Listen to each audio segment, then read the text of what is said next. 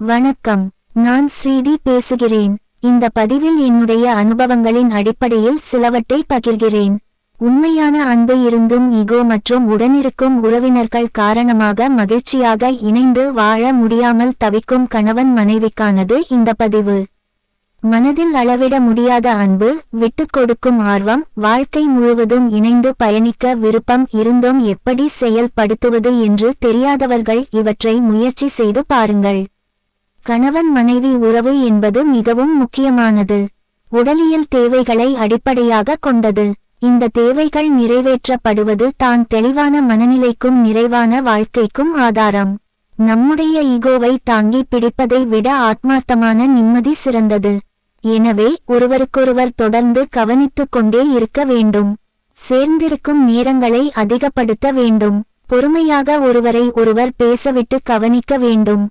எத்தனை பெரிய சிக்கல்களும் இதில் தீர்ந்துவிடும். கணவன் மனைவிக்கிடையே நுழைந்து பிரச்சினையை உண்டாக்கும் எத்தகைய உறவையும் விலக்கி வைக்க வேண்டும்.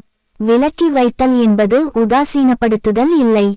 வேண்டிய தேவைகள் மரியாதையை கொடுத்து விட்டு மற்ற பேச்சுக்களை தவிர்த்து கொள்ளுதல் ஆகும். மேலும் ஒரு முக்கியமான விஷயம், ஆண் மற்றும் பெண்களுக்கு உரிய உடற்கூறு அறிவியலை அறிந்து கொள்ள வேண்டியது அவசியம்.